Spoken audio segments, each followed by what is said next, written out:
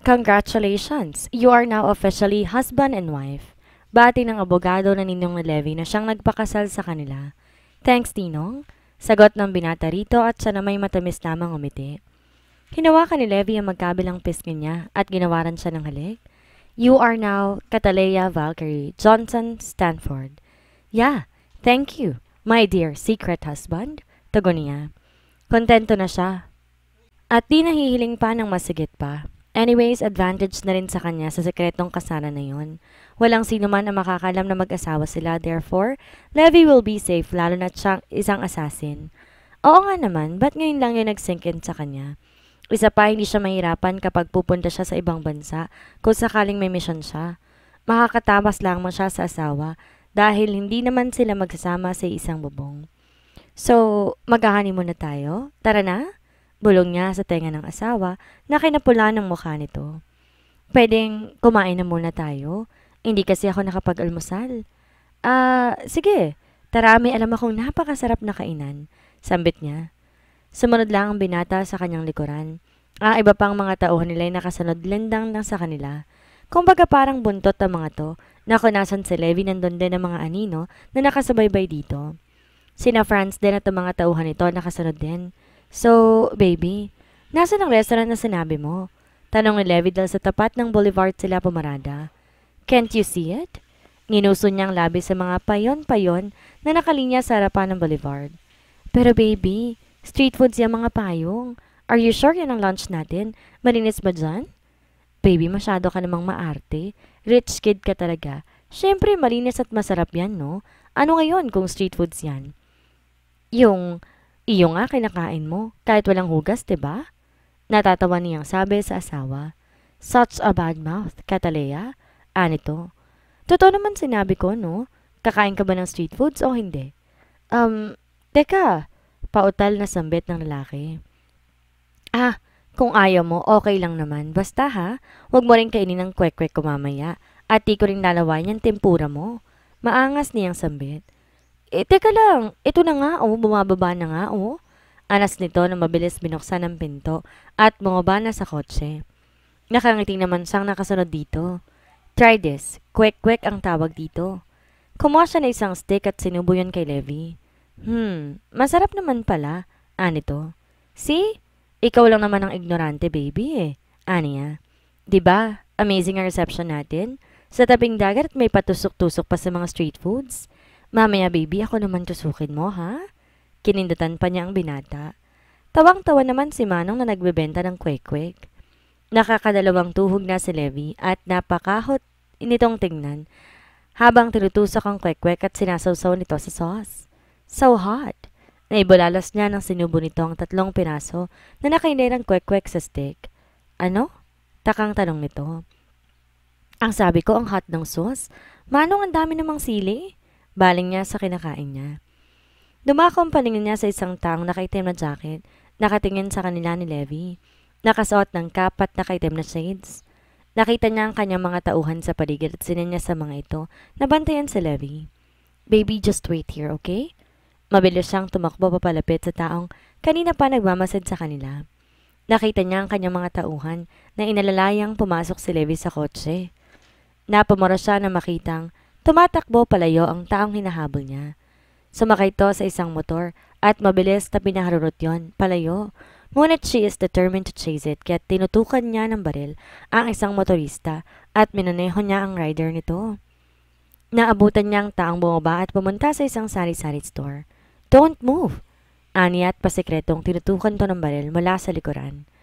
Naramdaman niya ang pagiginig ng buong katawan nito. Bakit mo kami sinusundan kanina, ha? Hindi ko po kayo sinusundan. Anito. Sinungaling. Sino nag-utos sa'yo? Sabihin mo na kung ayaw mong bubutasin ko tong tagiliran mo. Oh, Kadir, nandyan ka na pala. Ito ang 20 pesos. Magkano na lang kulang ko sa'yo? Talong na matandang babae na lumabas mula sa sari-sari store. Kilausap ang aking na corner niya at inakalang masamang tao. Isa pala tong Bombay. Putik. Pati mo sinabi ka agad, ha? Malakas niya tong hinampas sa balikat. Sorry. Kanina gusto ko sanang lumapit sa'yo at magbenta ng alahas. 20 pesos kada araw ang bayad.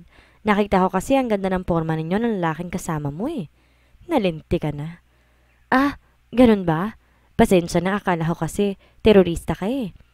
Pakistani ako pero hindi ako masama, no? Nagbibigay lang ako ng 5-6, madam. Muli niya tong hinampas at sasakay na sana siya ulit sa motor nang tumigil sa harapan niya isang police mobile car at bumaba ang lalaking may-ari ng motor kanina. Siya po! Siya po ang babaeng kumuha ng motor ko? Malakas sa sambit ng binatilyo at itinuro siya sa mga polis. Hoy bata! Hiniram ko lang naman dahil nabol ko tong si Mr. Bombay at mangungutang sana ko ng 1K pang kwek-kwek. Nakangising sambit niya. Miss, sa presinto ka na lang po magpaliwanag? Sambit ng isang pulis na papalapit na sa kinaroroonan niya. Mamang pulis, pwedeng dito na lang ka magpaliwanag? Ang init sa presinto, no? Geet niya. Nagbibiro ka ba? Tara sa presinto. Dagdag pa ng isa na sa tingin niya ay ang hepe. May merienda ba doon? Wait, hindi ako sasama dahil ang papangit ninyo. Sigaw niya. Abat, sumusobra na to. Inawakan siya nito sa braso at pilit na kinaladkad. Let her go. Bigla siyang umisi na makita ang nakakunot na noon ni Franz. Ayan na pala ang knight with the shimmering armor ko. Boss, sorry po. Sige, aalis na kami. Hoy bata, patiwanin mo na lang si Miss Ganda. Nagmamadaling umalis sa mga pulis na makita si Franz Jeller. So, ano nangyari, Kath? Baling na tanong ni Franz sa kanya. Kinuwento naman niya rito ang maling akala niya. Ikaw kasi. Tara, bumalik na tayo sa mansyon ng mga Stanford. Ano bang meron at on the spot na nag-order si boss na maraming pagkain? Nandun ang mga kaibigan niya at ang kuya mo. Takang tanong ni Franz. Ewan ko nga ba, baka naka-escort siya sa jowa niya. Pabiro niyang sambit. Tara na, let's go back. Anyaya nito.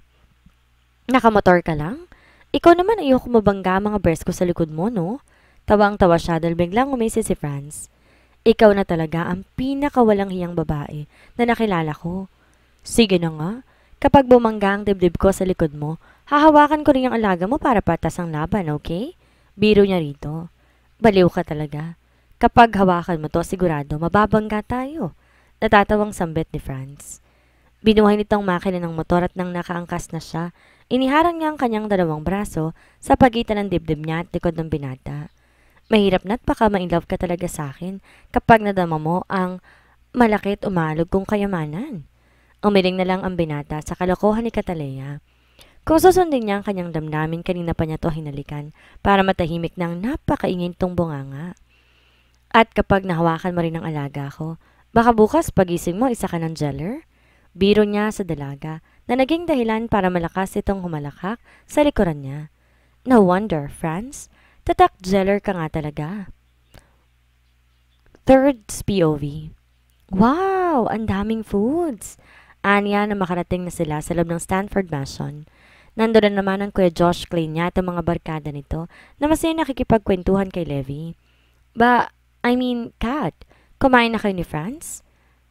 Utos sa kanila ni Levi. Muntik nang nadulas ang baby sa dila na to na kanatuwa ng dalaga. Sabay silang pumunta ni Franz sa dining table, kumuha ng pagkain doon. Milagro nga na nalibre tong si Levi. Ito kaya ang pinakakuripot sa atin. Natatawang sambit ni Tristan. Siguro advance celebration na to bago umuwi sa Trixie. Malapit na. Ilang months na lang at matatali ka na, bro. Tukso ni Brix kay Levi. Sinulyap ni Levi si Kat at napanok na makitang malakas itong tinusok ang crispy pata gamit ang tinidor. Okay ka lang, Kat? Natatarantang tanong ni Franz. Ha? Oo naman. Napakatigas kasi ng laman. Ang sarap tadtarin hanggang sa maging malambot. Sagot ng dalaga kay Franz. Muntik nang mabaliw ka ng binata nang marinig ang sinabi ng mga kaibigan. Lumabas ang dalaga patungo sa malaking terrace ng manson. Pumesto sa malaking mesa at doon kumain. Nakasunod naman si Franz sa likuran niya. Nagtataka man sa kinikilos niya, binaliwala na lamang to. Si Mayor Zandro pala nasa Amerika na, kasama ng asawa nito. It is the best option para maiwasan itong gulo. Hindi titigil ang kalaban hanggat di namamatay ang mayor, kaya ang anak na si Levi binaningan ng mga ito. Si General Ruiz. Ito ang susi para mahanap si Ella. Marami siyang katanungan na kailangan sagutin ni Ella. Kapag mahanap niya ito, magkakasolusyon na ang problema ng mag-amang Stanford. Gusto niya ipaalam kay Franz ang tungkol kay General Ruiz, pero nagdadalawang isip siya. Mas mabuti na rin siguro, sila lamang ni Samara ang may alam. Ang takaw mo, Catalea. Sambit ni Franz dahil kinuha ng dalawa ang dalawang Shanghai sa plato niya. Pasensya na, gutom ako eh. Kuha ka ulit ng Shanghai, please. Ang gwapo-gwapo mo pa naman ngayon. Utos niya rito na sinabayan pa ng patwitams ng labi at pagbo-beautiful eyes sa binata. Baliw ka talaga. Kurot noong sambit nito ngulit tumayo rin naman at nang bumalik, may dala ng Shanghai at naglagay na ng 3 sa kanyang plato. Oh, ayan. Siguro naman mabubusog ka na dyan. Sarap mong tusukin ng malaking Shanghai. Dagdag pa ng lalaki. Baliw ka rin, no? Last na lover boy. Kumuha ka pa ng buko salad, please. Panunokso niya rito sabay pisil sa magkabilang pisngi nito. Sumusobra ka na talaga. Sige na, last na. Hindi ka talaga gentleman. Kaugali mo talaga si Timothy. Ines niyang sambit at ang Timothyng tinutukoy niya ay ang seryoso at supladong pinsan ni Franz na si Timothy Jeller. I am so much better than them. Last na to ha? Pag ito may kasunod pang utos, sahali ka na talaga kita. Banta nito sa kanya. Promise, last na. Nag-peace sign pa siya sa lalaki na napapakamot na lamang ng ulo dahil pabalik-balik to sa loob ng dining table. Ayan, ang bait mo naman pala, Jeller. Pwede ka nang magka-girlfriend.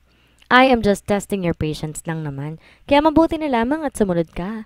Pumalakpak pa siya at napailing na lang ang lalaki dahil sa kakulitan niya. Wala ka na palang kamay at paa ngayon, Kat. Dinig niya ang seryosong tinig ni Levi na papalapit sa kanilang dalawa ni Franz. May dala tong isang plato na puno ng Shanghai at isang tray na puno ng buko salad. Kung saan sila kumakain ni Franz. Ikaw naman, Mr. Stanford. Hindi naman kami patay gutom eh. Lahat na ata ng Shanghai sa dining table, kinuha mo na. Pabiro niyang sambit. Alam kong paborito mo yan, dahil yan palaging pinapaluto mo sa mommy mo nang bata ka pa. Seryosong sambit ni Levi sa kanya. Kikiligan ba siya? Ba't feeling nga inaobserbahan lamang siya ni Levi simula noon? 5 taon lang naman ang tanda ni Levi sa kanya. Noong high school at college sa mga ito ay palaging nakatambay sa mansyon nila. Huling kita niya kay Levi nung gumraduate siya ng high school dahil sa ibang bansa siya nag-aral ng kolehiyo. Lingit sa mga magulang ay sa Black State Empire na siya nag-aaral at the same time nag-training bilang assassin. Naalala mo ba noon sa mansyon ninyo na kapag darating kami didiretso ka sa kandungan ko? Pinaghahalikan mo ang mukha ko pero tinutulak kita. Ang kulit mo na talaga noon pa man. Natatawang sambit ni Levi. Ramdam niya ang pag-init ng kanyang mukha.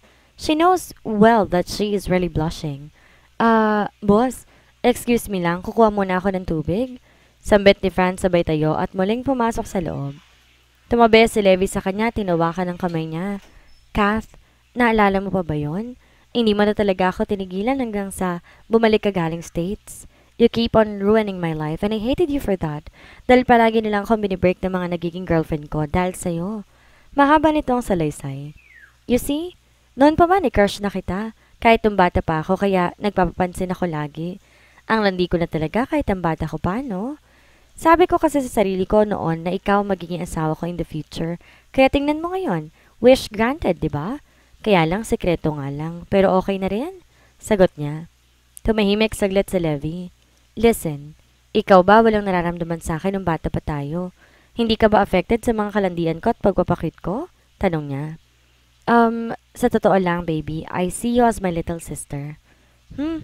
Masarap ba si little sister, baby? Sadya niyang sineksya ng boses at masuyong sinubo ang Shanghai sa bibig. Dahan-dahang iniyayin sa harapan ni Levi. Bad little sister. Mabilis siyang ginawaran ng halik ni Levi sa labi. Why won't you take your little sister to bed, huh? Inimas pa niyang binti ni Levi at napansin ang pagbukol ng gitna nito. Nagising siya, baby, oh. Kath? Levi? Boses ni Josh ang narinig mula sa likuran. Malakas niyang tinapik ang binti ni Levi. Napaaray naman ang binata sa sakit. Ang laki ng lamok sa binti ko. Aniya dahil kitang-kita ng kuya niyang paghimas niya ng binti ng kaibigan nito.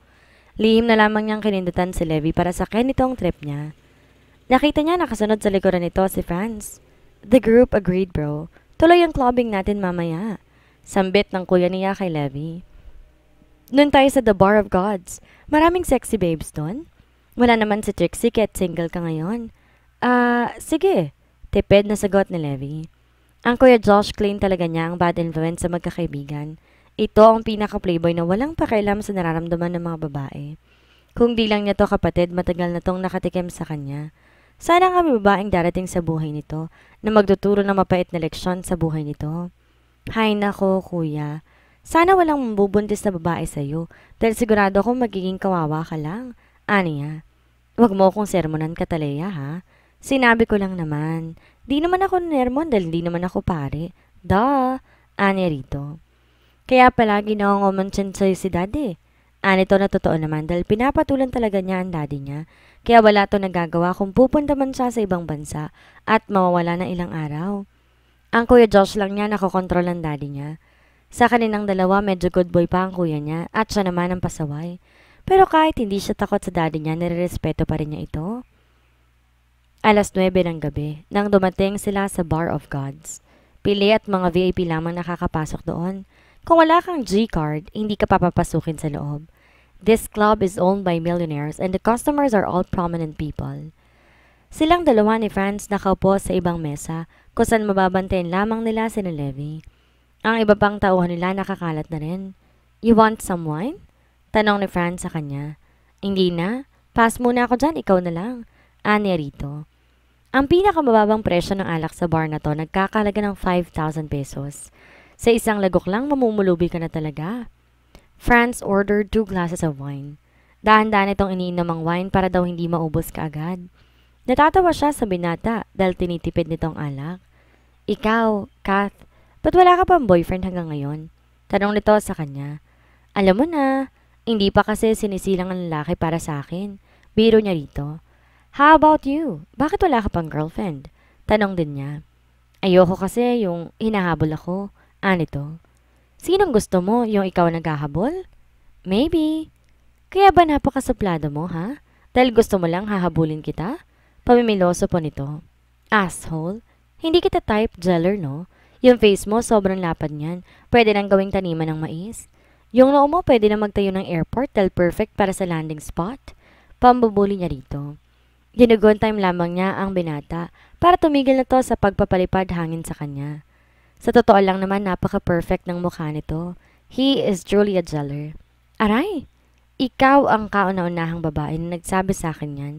Kung halikan kaya kita para ma-fall ka. Kago, hindi kita type. Ang kulit mo, Franz. Kapag nagubad ako sa harapan mo at nag-dive ako dyan sa karagatan mo, magiging type mo na ako. Malakas itong sambit. Heist, once a jeller, always a jeller. May pinagmanahan ka talagang hinayupa ka. Pagmumura niya rito. Nang tumingin siya sa pwesto ni Levi, may 4 na babaeng lumapit sa mesa ng mga to. Umaapaw ang kaseksihan at kagandahan ng mga babaeng yon. Halatang sosyal at anak ng mga taga-alta sosyedad. Unfair ang bar na to. Before you will be a member, they will be conducting background check first, kaya hindi papasa mga social climbers sa bar na to. Tumayo sina Levi, Josh, Tristan at Briggs na may kani-kaniyang kapareha at pumunta sa gitna ng dance floor. Ang saya ng mga hinayupak. Mahina niyang sambit. May pahawak-hawak pa sa bewang ang mga unggoy habang mahinang kumikending ang mga babae. Di nagtagal, bumalik na magkakapareha sa pwesto ng mga to at nagpatuloy sa kalandian. Tumayo siya at inayos ang sarili. Cool at taas na siyang lumapit sa mga to. Oh my goodness! Bakit gumagala na kayong 4? Seryoso niyang sambit na nagpakunot sa noon ng mga to. Pati ang mga kababaihan iniismid siya. Nakita niya si Levi na biglang nataranta, lalong-lalo na ang Kuya Josh niya na malapit ng pinagpapawisan. Kapag ganito siya, alam na ng mga ito na may naisip na naman siyang kalokohan. Who are you? Sambit ng Ingleserang nasa kandungan ng kuya niya. Oh, you don't know me? I'm the famous doctor in town. I'm Dr. Cathy, and I'm their doctor.